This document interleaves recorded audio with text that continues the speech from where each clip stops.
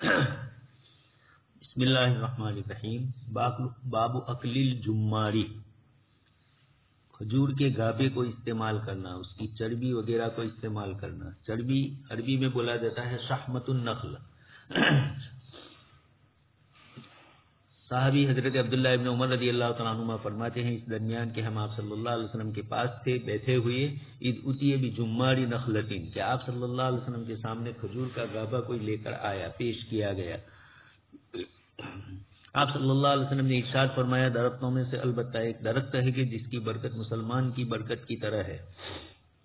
یہ آپ صلی اللہ علیہ وسلم نے ارشاد فرمایا،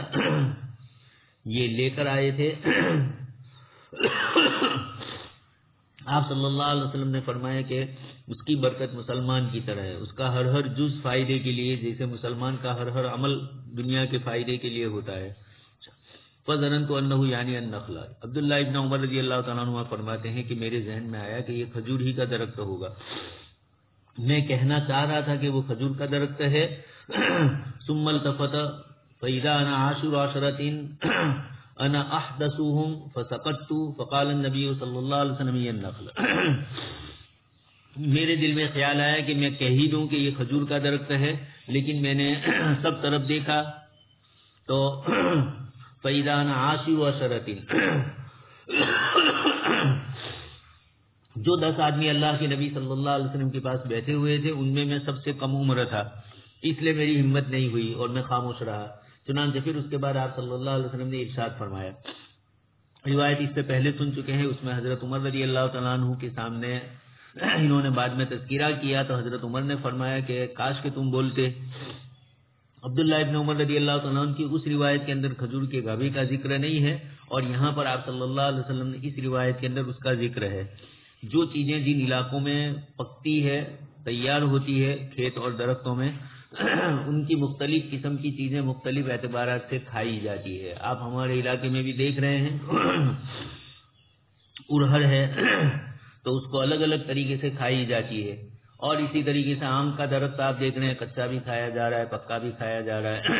اس کا مور ہوتا ہے جس کو یہی کھجور کے گابے کی طرح میٹھا حصہ ہوتا ہے اوپر کا، تو وہ بھی کھایا جاتا ہے۔ حاصل یہ ہے کہ آپ صلی اللہ علیہ وسلم نے درخت کی وہ تمام چیزیں استعمال فرمائی جو عام لوگ استعمال فرماتے تھے، نبوت سے پہلے بھی استعمال فرمائی اور نبوت کے بعد بھی ان چیزوں کو استعمال فرمایا، اور اس میں یہ بھی بتلایا کہ اس میں کوئی بے تکلفی نہیں ہونی چاہیے، کھانے پینے کے تکلف نہیں ہونا چاہیے۔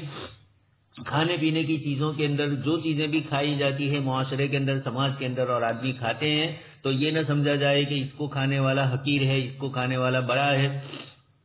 کھانے پینے کی اشیاء کے سلسلے کے اندر انسان کی طبیعت اور انسان کے ذوق سے اس کا تعلق ہوتا ہے۔ الگ الگ اعتبارات سے کسی چیز کو کھایا جاتا ہے، تو کھجور کو بھی مختلف طریقوں سے آپ دیکھ رہے ہیں، اجوا کھجور کا بھی آ رہا ہے، برنی کا آ رہا ہے، اور اسی طریقے سے کھجور کی اور دوسری قسموں کا آ رہا ہے۔ پھر کھجور کو ککڑی کے ساتھ کھایا جا رہا ہے، خربوزے کے ساتھ کھایا جا رہا ہے۔ اس طریقے کی مختلف شکلیں جو ہے، اسی کے اندر کھجور کی مختلف حیتیں اور مختلف اس کے کھجور کا پھل پکنے سے پہلے کی جو شکلیں ہوتی ہیں، اور جو لوگوں کے درمیان کھانے کا رواج ہے، اور جو میٹھی بھی ہوتی ہے یا کچھ مزیدار ہوتی ہے، تو اس طرح کی چیزوں کا استعمالات رات دن ہم دیکھ رہے ہیں۔ آپ دیکھ ہی رہے ہیں ہمارے معاشرے کے اندر بھی کھانے پینے کی جو چیزیں مارکیٹ میں آتی ہے، کچھ کچی ہوتی ہے، کچھ پکی ہوتی ہے، کچھ کچی پکی دونوں ہوتی ہے، کچھ پکنے کے بعد استعمال ہوتی ہے، تو الگ الگ شکلوں کے اندر استعمال کیا جاتا ہے۔ تو کھجور کی یہ گویا آپ صلی اللہ علیہ وسلم کی تواضع اور مسکنت اور آپ کی بے تکلفی اور سادگی کو ذکر کرنا مقصود ہے۔ آگے اس کے بعد اجوا کھجور کے سلسلے کی روایتیں آپ سن ہی چکے ہیں۔ مدینہ منورہ کے کھجوروں میں سب سے مہنگا کھجور ملتا تھا، اور آپ صلی اللہ علیہ وسلم نے اس کے سلسلے کی برکتیں بھی زیادہ فرمائی۔ ابھی بھی مدینہ منورہ کی کھجوروں میں اجوا کھجور مختلف قسم کا ملتا ہے، شاندار اعلیٰ درجے کا بھی ملتا ہے، اس سے کم درجے کا بھی، اور بھی اب دوسرے کئی کھجور آنے لگے ہیں جو اجوا سے بھی مہنگے اب بک رہے ہیں مارکیٹ میں۔ لیکن یہ کہ اجوا کی فضیلت آپ صلی اللہ علیہ وسلم نے ذکر فرمائی، اس میں میٹھاس بھی ہوتا ہے، اگرچہ وہ میٹھاس نہیں ہوتا ہے، لیکن اس کے ساتھ دوسرا بڑا فائدہ یہ ہوتا ہے کہ اس کے اندر خشک یعنی خشکی ہے اس کے اندر، جس کی بنیاد پر بدن کی سردی اور بدن کے اندر اس طرح کی رطوبات جو ہوتی ہے اس کو یہ خارج کر دیتا ہے۔ آپ صلی اللہ علیہ وسلم نے اس روایت میں ذکر فرمایا من تصبح کل یوم 7 مرات، جس شخص نے صبح کے وقت کسی بھی چیز کو کھانے سے پہلے صبح کے وقت جس آدمی نے 7 اجوا کھجور لی، لم یضرہ فی ذلک الیوم سم ولا سحر، اس دن پورے دن اللہ کے رسول صلی اللہ علیہ وسلم ارشاد فرماتے ہیں کہ اس دن نہ اس کو زہر نقصان پہنچا سکے گا، نہ جادو نقصان پہنچا سکے گا۔ یہ اللہ تبارک تعالیٰ نے اس کھجور کے اجوا کھجور کے اندر تاثیر رکھی ہوئی ہے۔ آپ صلی اللہ علیہ وسلم کی ارشادات مبارک کے ذریعے آپ صلی اللہ علیہ وسلم نے اس کو واضح کیا۔ امام بخاری رحمۃ اللہ علیہ نے یہ روایت یہاں پہلی مرتبہ ذکر کی۔ ان کے شیخ جمعہ ابن عبداللہ بلخی ہے، ان کا نام یحییٰ ہے، اور روات کے یہاں یہ ثقات راویوں میں شمار ہوتے ہیں۔ اچھا، القران فی التمر، چھہارے ملا کر کھانا، 2 کھجوروں کو ملا کر کھانے کے سلسلے میں اختلاف ہے۔ ظاہریہ کہتے ہیں کہ 2 کھجوریں ملا کر کھانا جائز نہیں ہے، جمہور کہتے ہیں کہ مکروہ ہے۔ پھر امام نبوی رحمۃ اللہ علیہ اور دیگر حضرات نے احناف میں سے بھی اس کی تشریح فرمائی کہ کئی آدمیوں کے درمیان مشترک ہے اور ایک ساتھ کھانے کے لیے بیٹھے ہیں تو ان کی اجازت کے بغیر 2 ایک ساتھ کھانا جائز ہے، البتہ اجازت مل گئی ہے جس کو جس طرح کھانا ہے۔ اسی طریقے سے ہر ایک کا حصہ دے دیا گیا ہو، جیسے آپ سن چکے ہیں حضرت ابو ہریرہ کو 7 کھجوریں حضور نے دی تھی، تو اگر ان کے حصے میں وہ چیز آ گئی، اب وہ استعمال کر رہے ہیں تو ایک ساتھ 2 بھی استعمال کر سکتے ہیں، لیکن مناسب یہی ہے کہ اطمینان اور سکون سے کھایا جائے۔ جلدی جلدی کھانے کے اندر جیسے حکیم لوگوں کا کہنا ہے جو کام دانت سے لینا ہے وہ آنکھ سے مت لو، دانت سے اچھی طریقے سے چباؤ، 32 مرتبہ چبانے کا ذکر آتا ہے حکیموں کی کتابوں میں، تو چبا کر استعمال کیا جائے۔ یہاں آپ صلی اللہ علیہ وسلم نے جو ارشاد فرمایا ایک ساتھ ملانے سے جو آپ صلی اللہ علیہ وسلم نے منع فرمایا، اس کی مختلف وجوہات ہیں۔ ایک تو یہ کہ سب کی کھجوریں الگ الگ تھی اور پھر اس کو مشترک کر دیا ہے، تو یقینی بات ہے کہ سب کا لحاظ کیا جائے، اور اگر اپنی خود کی ہے تو پھر آدمی استعمال کر سکتا ہے۔ اس لیے بھی مکروہ تھا کہ اس کے اندر آدمی کی طبیعت کے اندر کھانے پینے کی لالچ اور حرص اور ہوس معلوم ہوتی ہے۔ کچھ حضرات فرماتے کہ اس لیے منع فرمایا، کچھ حضرات فرماتے کہ ابتدا اسلام کے اندر کھجور کی مقدار جو ملتی تھی وہ کم ملتی تھی، بعد میں جب بنو نذیر، بنو قریظہ اور خیبر کے باغات جب آ گئے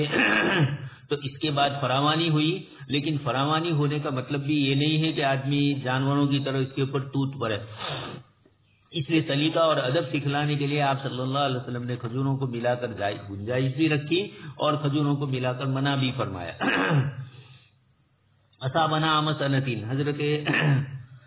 جبلہ ابن سہیم فرماتے ہیں ایک سال ہم لوگوں کو قحط سالی پیش آئی تو صرف کھجوریں ہی کھانے کو ملا کرتی تھی۔ اس وقت ہمیں حضرت عبداللہ ابن زبیر رضی اللہ تعالیٰ عنہ کے ساتھ جب خلافت کی آپ نے اعلان فرمایا تھا اور مقابلے کے اندر یزید اور یزید کا لشکر اور بعد میں مروان، عبد الملک ابن مروان وغیرہ سے جب سابقہ پڑا تو یہ فرماتے ہیں کہ اس سال ہمیں صرف کھجور ہی ملتی تھی قحط سالی کی وجہ سے، تو عبداللہ ابن عمر رضی اللہ تعالیٰ عنہ ہمارے پاس سے گزرتے تھے اور ہم لوگوں کو کھجور کھاتے ہوئے دیکھتے تھے، تو اس وقت آپ یہ فرماتے تھے کہ ان کو ایک دوسرے کے ساتھ ملا کر مت کھاؤ۔ یہ روایت بتلاتی ہے کہ گویا اس وقت قلت تھی، اس بنیاد کے اوپر حضرت عبداللہ ابن عمر رضی اللہ تعالیٰ عنہ نے فرمایا۔ فإن النبی صلی اللہ علیہ وسلم نہا عن القران، ملا کر مت کھاؤ 2 ایک ایک ساتھ، اور پھر فرماتے تھے کہ الا یستأذن الرجل اخاه، جس کے یہاں آپ کھانے کے لیے تشریف فرمائے انہوں نے خود ہی آپ کو کہا ہو کہ ایک ساتھ 2 استعمال کر سکتے ہیں تو پھر کوئی حرج نہیں ہے۔ قال صوبۃ الاذن من قول ابن عمر، صوبہ رحمۃ اللہ علیہ فرماتے ہیں کہ یہ جو جملہ ہے یہ اگلی سند سے ملا ہوا ہے اور اشارہ اس بات کی طرف کیا کہ یہ حدیث یہ مدرج ہے، ملایا ہوا ہے، اور شعبہ کے شاگردوں کے درمیان اختلاف ہوا ہے۔ اکثر حضرات نے اس کو ادراج ہی کی شکل میں نقل کیا ہے اور کچھ لوگوں نے اس کو تردد کے ساتھ نقل کیا ہے کہ یہ مرفوع ہے یا موقوف ہے۔ تو روایت کے اندر یہ فرمایا گیا ملانے کی ایک تو قحط سالی وجہ ہے اور دوسرا ہے کہ عدم اجازت، جب اجازت مل جائے قحط سالی نہ ہو تو اس طرح کی چیزوں کے اندر گنجائش ہوتی ہے۔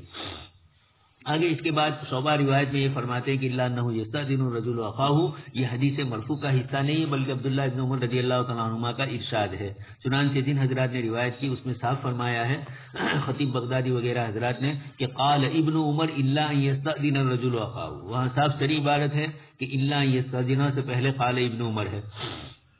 حافظ ابن حجر اسقلانی رحمۃ اللہ علیہ فرماتے ہیں کہ شعبہ کے اصحاب میں سے بعض نے اس کو مرفوعاً نقل کیا، بعض نے اس کو تردد کے ساتھ، جیسا بھی میں نے آپ کے سامنے بخاری کے حاشیے کی عبارت ذکر کی، یہ مرفوع ہے یا موقوف ہے، اور بعض نے جزم کے ساتھ کہہ دیا کہ یہ موقوف ہے. دوسرے تابعین میں سے سفیان ابن اسحاق اور یہ دوسرے حضرات سے بھی یہ روایت منقول ہے.